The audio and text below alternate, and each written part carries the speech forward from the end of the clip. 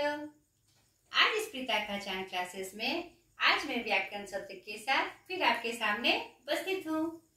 आज हम चर्चा करेंगे वाक्य के बारे में, जो कि व्याकरण का एक सबसे महत्वपूर्ण पार्ट है, नहीं और भाषा की भी सबसे महत्वपूर्ण इकाई है। तो आप सोचेंगे मैम लिंग से सीधे वाक्य पे कैसे आ गई भाई, अभी तो बीच का बहुत सारा क्रम बचा ही हुआ है, तो फिर ये वाक्य में कैसे आ गई मैम? तो मैं वाक्य में आई क्योंकि बच्चों के बोर्ड एग्जाम में बहुत समय नहीं बचे हैं ना, 6 से 7 महीना बचा हुआ है। तो उनका जो विशेष चैप्टर है जिसमें मैंने अलंकार बताया था, एक चैप्टर जो कि महत्वपूर्ण चैप्टर था, और उसी क्रम में एक महत्वपूर्ण चैप्टर है वाक्य का। ठीक है, इससे आते ही हैं सवाल, 10 से 12 नंबर के आते हैं, ऑब्जेक्टिव में भी और सब्जेक्टिव में भी। ठीक है, तो उन बच्चों के लिए स्पेशली मैं बीच बीच में ऐसे चैप्टर्स लेके आती हूँ जिससे उनकी भी तैयारी पूरी हो जाए बोर्ड एग्जाम को लेते हुए। ठीक है, इसीलिए मैं आज इस सत्र में ये लेके आई हूँ, क्योंकि आज का जो मंगलवार का दिन है वो 9-10 के बच्चों के लिए है। जो मैंने रूटीन का सेटअप बनाया है उसके अनुसार मैंने ये 9-10 के डे है, तो ये मैट्रिक एग्जाम के लिए विशेष का दिन है। ठीक है, तो आज इस व्याकरण सत्र में हम जो वाक्य जानेंगे उसमें जानेंगे उसकी परिभाषा, उसके अंग, उसका वाक्य का वर्गीकरण और वाक्य के भेद। ठीक है बच्चों, ये पार्ट 1 है, क्योंकि यह एक बहुत ही प्रमुख चैप्टर है जिसके बारे में धीरे धीरे हम सीढ़ियां चढ़ेंगे, यानी एक एक बातों को समझते हुए हम आगे बढ़ेंगे। ठीक है, ताकि फिर से आपको कहीं भी दुविधा ना हो, चाहे कैसा भी सवाल आ जाए सब्जेक्टिव के रूप में, ऑब्जेक्टिव के रूप में, तो आपको कोई भी दुविधा या प्रॉब्लम नहीं हो। ठीक है, तो पहले परिभाषा, हमने व्याकरण के 3 प्रमुख प्रभाग बताए थे, वर्ण, शब्द और वाक्य। थोड़ा सा मैं उधर ले चलूं आपको। वर्ण सबसे बेसिक इकाई, मूल इकाई, जिसके खंड टुकड़े नहीं हो सकते हैं, और वर्ण के मेल से क्या बना? शब्द बना, और शब्द के सार्थक मेल से क्या बना? सार्थक मेल। मेल नहीं, सिर्फ सार्थक मेल। वह तभी होगा व्याकरण में, उसको स्थान मिलेगा जब वह सार्थक हो। सार्थक मतलब उसका कोई ना कोई सटीक अर्थ निकले, और शब्दों के सार्थक मेल से क्या बना? वाक्य बना। ठीक है, तो हमारे जो बातें होती है, हम जो अपनी भावनाओं को बातों के माध्यम से व्यक्त करते हैं, नहीं, हमारी भाषा जो होती है, जो हमारी बातों को, विचारों को दूसरे तक पहुंचाती है, ये जो विचार जो हम प्रस्तुत करना चाहते हैं किसके माध्यम से करते हैं? वाक्य के माध्यम से करते हैं। नहीं, वर्ण से हम शब्द बनाते हैं, शब्द से हम इंडिकेट करते हैं, लेकिन अपनी बातों को पूरा हम कैसे करते हैं? वाक्य के माध्यम से। नहीं, वाक्य छोटे छोटे वाक्य हो चाहे बड़े बड़े वाक्य बोलकर ही ना हम अपनी बातों को पहुंचाते हैं, माध्यम बनाते हैं अपनी बात, विचारों को पहुंचाने के लिए दूसरे तक। तो ये वाक्य जो है हमारी भाषा की सबसे महत्वपूर्ण इकाई है। अगर ये ना हो तो हमारी बातें सही रूप से सामने वाले तक नहीं पहुंच सकती। ठीक है, तो परिभाषा के रूप में वाक्य शब्दों का या पदों का वह व्यवस्थित समूह है जिससे हमारे जो विचार प्रकट होते हैं, हमारी बातों को सार्थकता मिलती है। नहीं, परिभाषा के रूप में आपको लिखना है, वाक्य शब्दों का, पदों का वैसा व्यवस्थित समूह है जिससे सार्थक उद्देश्य की पूर्ति हो, सार्थक बातों की स्पष्टता की पूर्ति हो। ठीक है, हमारे विचारों को सही अभिव्यक्ति मिले। ठीक, अभी पद क्या होते हैं थोड़ा मैं ये भी बता दूं आपको। पद जो क्या होता है ना, कुछ शब्दों का मेल होता है, वह पूर्ण रूप से वाक्य नहीं होता, क्योंकि वाक्य जो बनते हैं उसमें भी कुछ नियम होते हैं, कर्ता, क्रिया और कर्म और भी अन्य शब्द जुड़े होते हैं। और पद जो होते हैं ना, कुछ शब्दों के मेल से पूर्ण अर्थ ना देते हुए भी वह सार्थक अर्थ दे देते हैं। नहीं, राम की गाय, ये क्या है? पूरा वाक्य है? लेकिन यहाँ सार्थकता हो रही है कि राम की गाय, ये जो गाय है किसकी है? राम की है। तो ये मेरा पद हुआ। ठीक है, तो वाक्य उन शब्दों और पदों का व्यवस्थित समूह है। ठीक है, परिभाषा के रूप में हम जान गए। अब वाक्य जो बनते हैं, वाक्य का जो निर्माण होता है, वह उसका अंग क्या है, कितने कैसे बनाए हुआ वाक्य जो बने हुए हैं। जैसे मैं राम आम खाता है, मैं पढ़ाती हूं, बना है ना। तो ये जो बना, ये जो वाक्य बना, वह अंग के रूप में भी इसकी गणना हमारे व्याकरण में की जाती है। ठीक है, वाक्य के मुख्यतः 2 अंग हैं। वाक्य के मुख्यतः कितने अंग हैं? 2 अंग हैं। ये आपको याद रखना है। ठीक है, पहला उद्देश्य और दूसरा विधेय।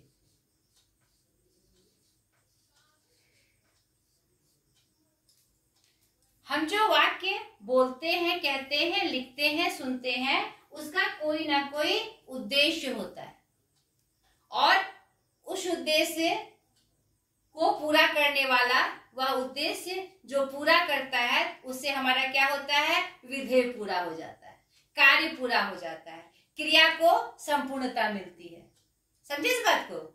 यानी कि वाक्य में जो हमारा उद्देश्य है कि यह बात उन तक पहुंचे, तो उसमें 2 चीजों का विधान होता है प्रमुखता से, कि उस वाक्य का मुख्य क्या है, उसका उद्देश्य क्या है, क्या करना चाह रहा है, और उसकी क्रिया, ताकि उसको संपूर्णता मिल जाए। जैसे मैंने अभी कहा कि राम आम खाता है, नहीं तो उद्देश्य क्या है? खाना। कौन कौन खा रहा है? राम खा रहा है, यानी कि कर्ता है और कर्म है ना। तो उसी की तरह अंग, इसको वाक्य के अंग के रूप में रखा गया, जिसके 2 प्रमुख अंग हुए, उद्देश्य और विधेय। ये नाम आपको याद रखना है। उद्देश्य क्या होता है? क्या वाक्य का जो कर्ता है उसको जो संपूर्णता दे रहा है, यानी कि वाक्य में जो काम कर रहा है, जो करता है, उसे क्या कहते हैं हम? उद्देश्य कहते हैं।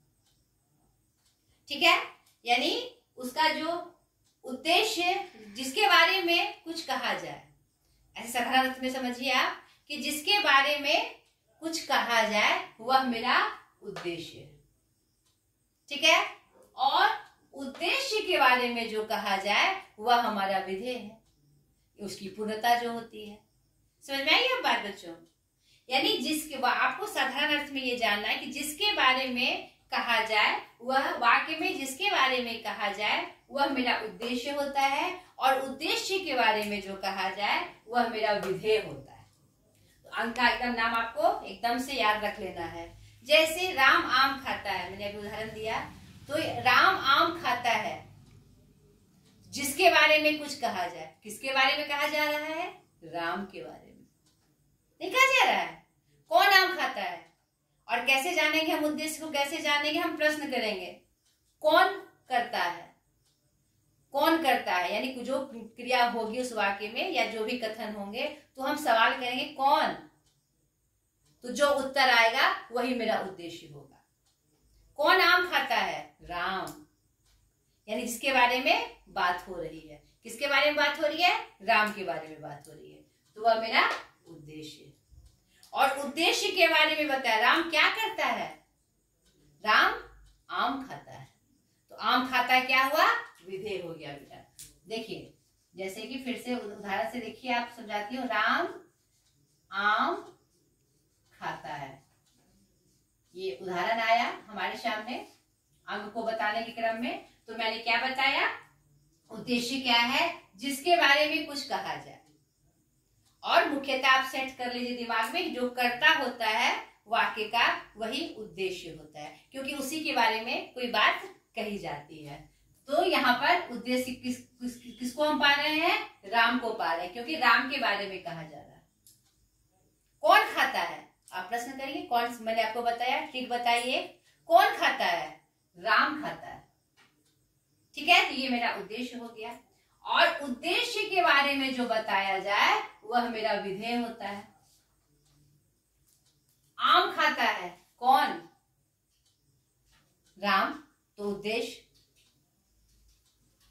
राम क्या करता है? उद्देश्य के बारे में कहा जा रहा है। राम आम खाता है, तो ये आम खाता है क्या हो गया बच्चों? ये मेरा विधेय हो गया। ठीक है, ये राम मेरा उद्देश्य हो गया क्योंकि उसके बारे में कुछ कहा जा रहा है, और आम खाता है मेरा क्या हो गया? विधेय हो गया। यही दो अंग हैं वाक्य के, यही दो अंग हैं। अच्छे समझ में आया आपको? ठीक है, अब वाक्य का वर्गीकरण। वर्गीकरण क्या है? हम वाक्य को, जैसे कि मैंने आपको शब्द पढ़ाया था तो मैंने बताया था कि शब्द को हम 4 तरीके से वर्गीकृत करते हैं, यानी बांटते हैं। उसके बाद वर्गीकरण के बाद उस वर्गीकरण के आधार पर अलग अलग भेद होते हैं। बच्चे कंफ्यूज कहाँ करते हैं बताओ? कि उसने एक चीज जान लिया, सरल वाक्य, मिश्र वाक्य और संयुक्त वाक्य, ये तो वाक्य के भेद हैं। लेकिन जैसे उससे पूछा जाए, अरे बेटा ये तुम्हारा विधिवाचक वाक्य क्या है, तो वो कंफ्यूज कर जाएगा क्योंकि वह एक पाठ पढ़ के निश्चिंत है। तो आपको स्टेप बाय स्टेप वो सारी बातें जाननी होती है जो वाक्य से संबंधित हो। तो वाक्य को जो हम वर्गीकरण करते हैं वह मुख्यतः 3 तरीके से करते हैं। वाक्य का जो वर्गीकरण, जो बंटवारा होता है कि, और उसके बाद जो उसके भेद होते हैं उसकी जानकारी हमको करनी है कि किस आधार पे। तो वाक्य को मुख्यतः कितने वर्गों में बांटा जाता है? 3। इसका मैंने चार्ट आपको बना दिया है ताकि आप अच्छे से समझ सके।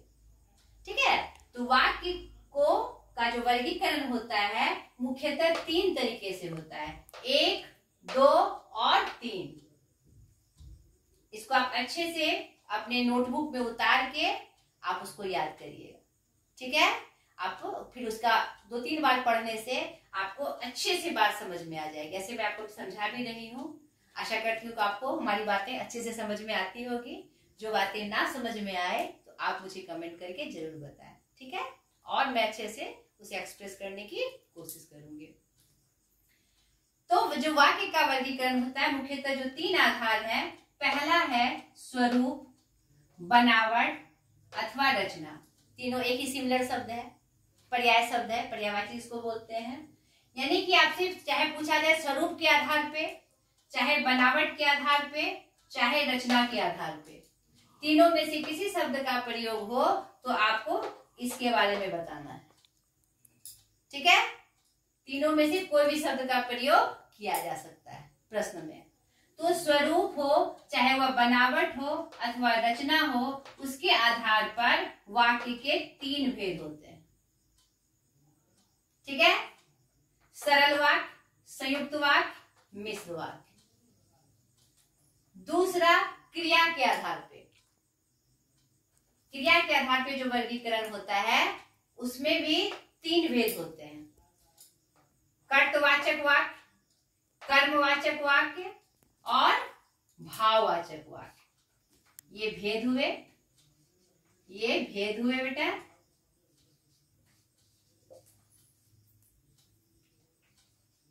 और ये 3 जो आधार मैंने लिखा है वो आधार हुआ वर्गीकरण का। ठीक है, तीसरा, अर्थ के आधार पे। अर्थ के आधार पर हमारे वाक्य के 8 भेद होते हैं। पहला विधिवाचक, दूसरा निषेधवाचक, तीसरा प्रश्नवाचक, चौथा संदेहवाचक। यहाँ पर जगह की कमी थी तो मैंने यहाँ से एरो को यहाँ लाके मैंने इसको समझाया है। ये अर्थ के आधार पर 8 भेद हैं। ठीक है, संदेहवाचक, विस्मयवाचक, आज्ञावाचक, इच्छावाचक और संकेतवाचक। ठीक है, अब ये चार्ट आपको समझ में आया। अब आप नहीं भूलिएगा इस चीज को। अब आपको जानना है कि तीनों ये जो अलग अलग तीनों वर्गीकरण है और उसके आधार पर जो वाक्य के भेद है उसमें क्या गुण है, क्या तथ्य है, कैसे हम उनको पहचाने कि यह सरल वाक्य है, संयुक्त वाक्य है, मिश्र वाक्य है, या कर्तवाच्य है, कर्मवाच्य है, या भाववाच्य है। नहीं, वाचक। वाच्य बोलने से फिर दूसरी बात हो जाती है। और अर्थ के आधार पे, अर्थ यानी कि किसी का मीनिंग निकलना, तो उसके आधार पे जो वाक्य के भेद बटे हुए हैं उसको हम कैसे जाने, कैसे जान जाए कि वह विधिवाचक है, वह निषेधवाचक है, वह प्रश्नवाचक है। ये 8 का जो रूप है। ठीक है, तो अगले वीडियो में अलग अलग करके पहले हम इसके बारे में जानेंगे, फिर इसके बारे में जानेंगे और फिर लास्ट में इसके बारे में जानेंगे। ये समझना आसान है, मेन बच्चे दुविधा में इसमें पढ़ते हैं।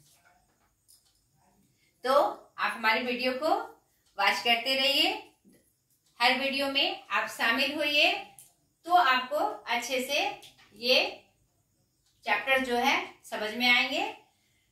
तीनों वर्गीकरण मैंने बता दिया, उसके आधार पे भेद भी मैंने बता दिए।